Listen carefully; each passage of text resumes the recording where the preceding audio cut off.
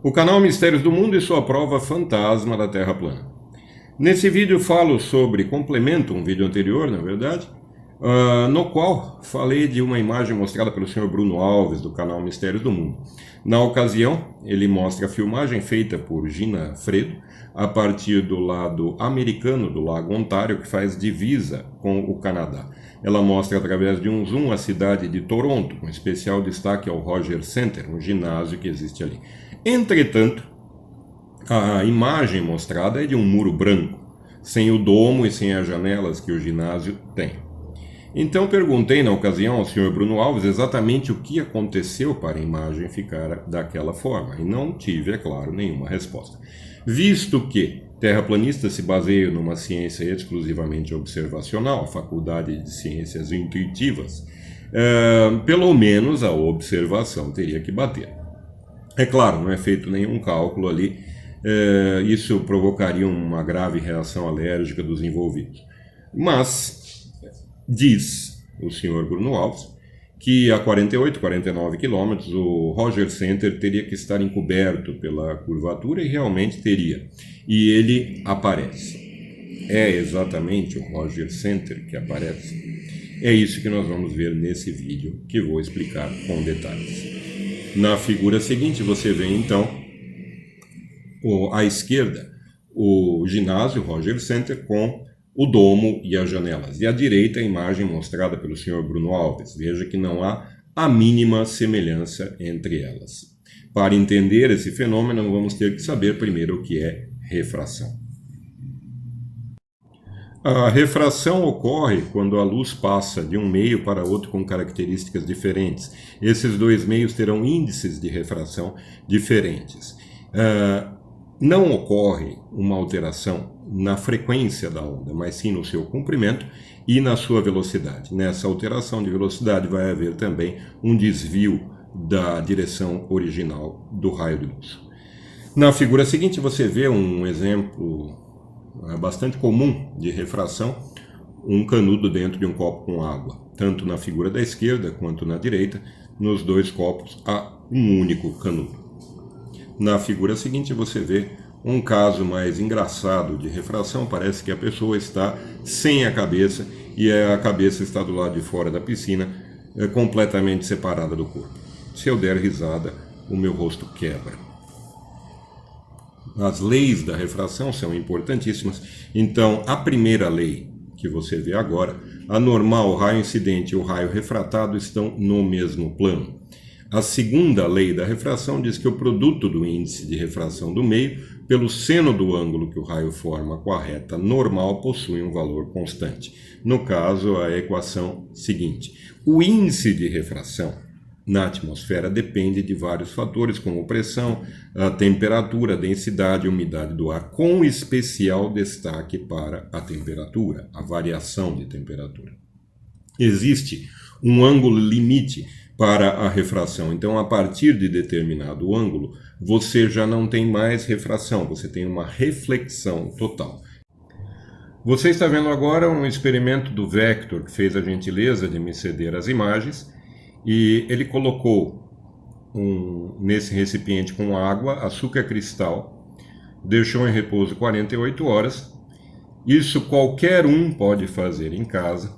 Pegou um laser e há um nítido desvio do laser, por conta das várias camadas com índice de refração diferentes que se formaram ali. Repare, isso tem que ficar muito claro, não há uma curva da luz nesse caso. São um somatório de pequenos segmentos de reta, muitas vezes menores até que o diâmetro do próprio laser, que parece fazer uma curva. É claro que essa refração da luz na atmosfera leva a uma série de efeitos e fenômenos. Por exemplo, o horizonte geométrico não é o mesmo que o horizonte visual de um observador, justamente devido a essa refração da luz. Deixei na descrição uma postagem do professor Lang a esse respeito, e veja tudo que houver no site do professor Lang, não só essa postagem. Há muito material ali, muito interessante. Também sobre a refração, o nascer e o pôr do sol são influenciados por esse fenômeno. Então, quando você vê o sol nascendo, ele ainda não nasceu. E quando você vê o sol se pôr, ele já se pôs. Deixei sobre isso na descrição 2 artigos a esse respeito, de Andrew T. Young, que é justamente a referência principal desse meu vídeo. Você vê então, na figura seguinte, esse fenômeno do nascer e do pôr do sol, justamente alterados pela refração da luz na atmosfera. Andrew T. Young é um astrônomo, um astrofísico que trabalha na Universidade de San Diego e faz uma pesquisa em astronomia observacional. O seu trabalho atual é sobre justamente a refração atmosférica, então vocês vão ver várias referências aqui no vídeo sobre ele. Em uma delas, inclusive, coloquei uma bibliografia anotada, que foi compilada por Andrew Young, de miragens, flashes verdes, refração atmosférica desde Aristóteles. Tem centenas de autores ali, são mais de 700 páginas nessa compilação de autores que estudaram esses fenômenos. Seria interessante que os terraplanistas refutassem ao menos um deles. Então, um outro fenômeno bastante interessante que é formado pela refração da luz é o de miragens. Repare, miragem não é uma ilusão de ótica. A ilusão de ótica ela é psicológica. A miragem ela pode ser filmada, fotografada. Então, na figura seguinte, você está vendo uma ilusão de ótica. Peço que você pare o vídeo, dê pausa e veja que a figura continua se mexendo. Isso é uma ilusão de ótica. Vamos ver então 2 casos clássicos de miragem, a miragem inferior e a superior. No caso da inferior, você tem aqui o objeto, o observador, em linha tracejada azul, a linha divisada, em tracejado vermelho, você tem a separação de camadas com diferentes temperaturas. Então veja que próximo ao solo o ar é bem mais quente, depois ele vai esfriando conforme a altitude. Então um gradiente normal de temperatura vai esfriando conforme a altitude. Veja que neste ponto ocorre uma reflexão total da luz, porque passou-se aqui do ângulo crítico, como nós vimos. Então aqui uma reflexão total, há uma refração nessas várias camadas intermediárias, há refrações, depois aqui chega nesse ponto, um ponto de reflexão total, e volta então o raio para o olho do observador. Acontece que a linha divisada dele é para baixo, então parece que no asfalto quente você tem uma imagem espelhada, invertida do objeto. Essa então é a miragem inferior. Veja na sequência os vários exemplos e eu volto com a miragem superior. Você está vendo agora vários exemplos de miragens inferiores. Uma bem conhecida, há um caminhão na estrada e o reflexo no asfalto, na verdade é uma miragem inferior. Na sequência um navio, também uma miragem inferior. Reparem sempre na turbulência térmica. Nessa próxima imagem agora do navio e do farol fica bem claro, veja a linha da água, a turbulência térmica que há ali. E novamente essa turbulência agora nessas 2 imagens em separado você tem o mesmo local com e sem a influência da refração atmosférica. No caso da miragem superior, então, aqui está o olho do observador, o objeto, as várias camadas. Veja que ocorre uma inversão térmica no caso da miragem superior. Então você tinha um ar frio próximo ao solo, ou mesmo ao mar, o oceano, depois um duto de ar quente e ar frio de novo. E você tem várias camadas intermediárias também. A luz vai sofrer refrações. Veja que nesse ponto ela sofre uma reflexão total, ela volta para o olho do observador. Aí a linha divisada, de novo tracejada em azul, você pode, acompanhando a linha divisada, ver o objeto invertido. Então o objeto inicial ele se inverte aqui para cima, ou Não há inversão, ele fica do mesmo tamanho, só que na mesma posição, só que bem acima. Ele aparece bem acima de onde ele está. Você pode ter aqui, inclusive, entre o objeto e o olho do observador, a curvatura da Terra, ou mesmo um obstáculo. E você vai enxergar o objeto acima aqui, ou invertido, ou na posição igual à inicial dele, só que nesse caso especificamente não é uma miragem, é chamada de looming. Veja os vários exemplos e eu volto com o vídeo. Miragens superiores, você tem este exemplo. É bem clara a inversão que houve da imagem. Agora, outra vez, veja o espelhamento, o que há entre a imagem e a sua miragem. Esse navio, espelhado também. Você viu então que é perfeitamente possível que um objeto oculto seja recuperado pela refração, seja pela curvatura da Terra ou por um obstáculo. Na figura seguinte você está vendo então uma refração feita um esquema pelo vector de uma refração a uma longa distância. Repare que as várias camadas com índices de refração diferentes acompanham a curvatura da Terra. Você tem a partir do objeto várias refrações até a reflexão total, refrações novamente e depois uma linha estável. No vídeo a seguir, a continuação do experimento do vector, você está vendo que ele oculta um objeto e agora coloca aquela mesma solução de água e açúcar a refração da luz e o objeto reaparece por conta da refração.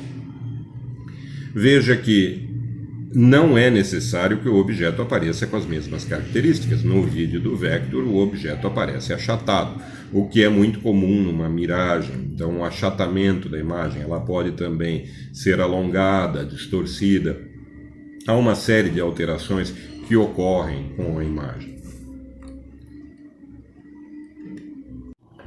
Nessa imagem, você vê uma miragem superior. O termo correto aqui seria looming. O looming, então, você não vê um espelhamento da imagem.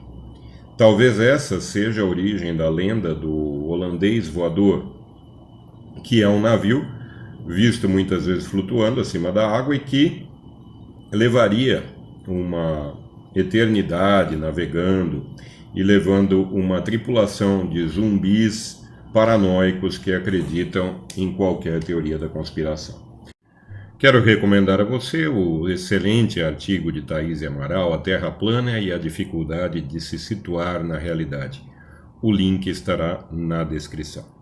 Retornando à imagem seguinte, você vê uma foto bem famosa que apareceu em 2017 na China, uma cidade flutuando, que provavelmente também é um tipo de looming. Você viu então que uma miragem, ela pode ter um achatamento da imagem, uma distorção ou um espelhamento. Voltando ao Roger Center, veja na figura seguinte a comparação entre a imagem sem a refração de Toronto e com a refração. Veja como os prédios ficaram muito achatados. Em relação ao Roger Center, na figura que você vê agora, está marcado em vermelho a ponta do Roger Center, simétrica, a parte de cima com a de baixo, que deveria ser igual à parte circulada em amarelo. Não é por conta do prédio que está na frente, circulado em preto. Veja que nessa imagem você percebe um espelhamento muito parecido com o do Roger Center. Esta também é uma miragem superior de um objeto além da curvatura. Tanto a imagem quanto o seu espelhamento grudaram e por isso ficou dessa forma. Agora, o pôr do sol também com este mesmo efeito. De novo, o pôr do sol fazendo esse efeito, agora inclusive com um flash verde, que acontece por conta de uma inversão de temperatura. Para efeito de comparação com a cidade de Toronto, você está vendo agora uma imagem do deserto de Mojave. Tanto uma imagem mais distante e agora uma imagem mais próxima. E agora a linha amarela define bem a parte que é espelhada da miragem. Outras características de miragem são distorção, o espelhamento e a turbulência térmica. Na imagem seguinte, você está vendo, a partir da filmagem de Gina Fredo, espelhamento e distorção. E na sequência, na própria filmagem, uma forte turbulência térmica. Qualquer um que viu uma miragem numa estrada com o asfalto quente percebeu essa mesma turbulência. Na figura seguinte, você está vendo uma simulação do que seria a cidade de Toronto, sem atmosfera, 1,5 m a 48 km em uma terra plana. Então, sem atmosfera, na terra plana, deveria ser visto assim. E agora, nessa imagem, a visão com a curvatura, sem atmosfera. Repare que o Rogers Center realmente está escondido. Nessa imagem agora, da simulação, você está vendo a curvatura e a atmosfera padrão. Veja que alguns prédios, por conta da refração, já aparecem mais. E, finalmente, com uma ligeira inversão de temperatura, um aumento de 1 grau Celsius acima de 100 pés, você percebe o Rogers Center distorcido e de maneira semelhante ao vídeo.